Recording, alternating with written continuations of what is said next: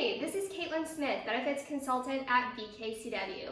On this week's episode of Thirsty Thursday, I'm going to be discussing with you the importance of evaluating an HRA for your organization. Now, there's many different reasons why someone should consider evaluating an HRA, but today I'm going to try and illustrate to you the financial impact that an HRA can have on your organization. Let's go ahead and get started. So, this week, what I have is an example from a prospect that I was working with earlier this year. They had 220 employees and they had a $3,500 deductible plan. Now, this organization was very, very generous and they actually paid 100% of the employee-only premium for this plan. The premium on this plan was $587.28. What we decided to do was to evaluate if an HRA would be something to consider that would cut costs for their employees as well as them. So what we did is that we looked at implementing a $5,000 deductible plan in which the premium was $539.65. So what we're going to do now is annualize these numbers and to determine what the amount of premium is that would be left over if they were to implement an HRA. So let's go ahead and get started. So we have a $3,500 plan at $587, and we multiply that by 220 employees. What we're going to get is $129,201.66. This is the premium on a monthly basis for this $3,500 plan. So now, if we annualize that and multiply it by 12, we are going to get an annualized premium number of $1,550,419.20. So $1.5 million is going to be their annual premium on this $3,500 deductible plan. Now, if we go over the $5,000 deductible plan, what we're going to see here, if we take that and we multiply it by our 220 employees, we're going to see 539 times 220 is going to be $118,723. So this is going to be the premium on a monthly basis for the $5,000 deductible plan. If you see here, and we multiply that by 12, our premium now on an annualized basis is going to be $1,424,676. So you'll see here, these are the two numbers for the annualized premium of these two different plans. Next, what we're going to do is decide what the difference between those two plans are so we can see the premium savings. So first, we're going to take this number and we're going to subtract it by this number. What we have here then is an annualized savings of $125,743.20. So this is the annualized savings difference in premium alone of these two different plans.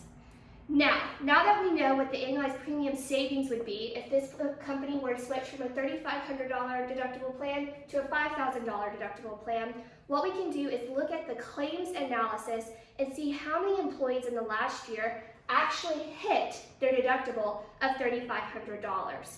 So if we look at their claims history, I will notice that there were 9 employees that actually hit their $3,500 deductible last year. This is going to equate to $13,500.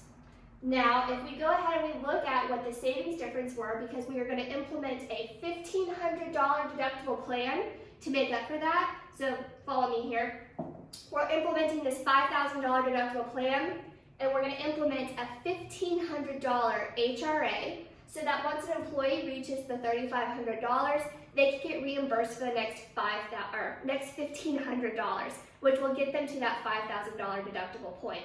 That way, there's not as much disruption to the employee. All I have to do is submit those claims, and they're going to be able to enjoy the benefits of a $3,500 plan while you're enjoying the benefits of the premium on the $5,000 plan. So once again, we go here, and now we take what we saved in premium and subtract the cost that we have here for the 9 employees last year, for instance, just for a starting point, we will see that now our new total savings, had we implemented this last year, would have been $112,243. So even with taking these 9 employees into consideration, that's still significant savings. Now let's also kind of project what the future might be like. Say we have twice as many employees that hit that $3,500 deductible and cash in an extra $1,500. This is going to put you at a liability of $27,000. So if we look at that, and once again we subtract it from this 125, we're going to get still savings of $98,743. But what if there were 3 times as many? The nice thing about this, once again, $40,500, and our savings on this one is still going to be $85,000. And see here, 243. Sorry. So, even with 3 times as many employees reaching that $3,500 point and actually exceeding that and hitting a $5,000 deductible plan, you will still reap $85,000 in savings on just premium alone. These are huge savings here just by simply implementing an HRA and reducing the amount of premium you're paying. When you look at this, and if you implemented a $1,500 HRA, if you take these savings of $125,000 and you divide that by that $1,500, that means that 83 employees could actually max out your HRA funds, and it would still equal a cash neutral project for you. This is extremely powerful when you look at those numbers. 83 people, and you normally, such as last year, only had 9.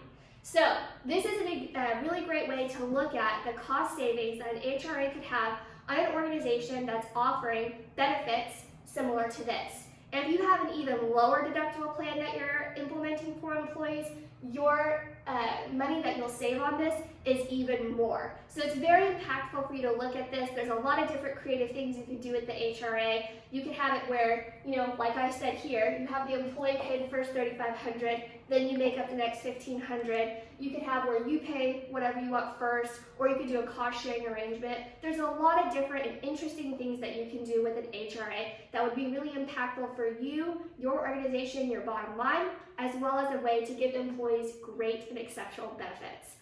I hope you enjoyed this explanation here of the cost savings that can be associated with implementing an HRA at your organization. If you have any questions or would like to learn more, please feel free to check out the blog post I have this week on keepatxinsured.com. But I hope you have a great week. I look forward to seeing you soon, and let's keep ATX insured. This is Caitlin Smith with BKCW. Have a good one. Bye.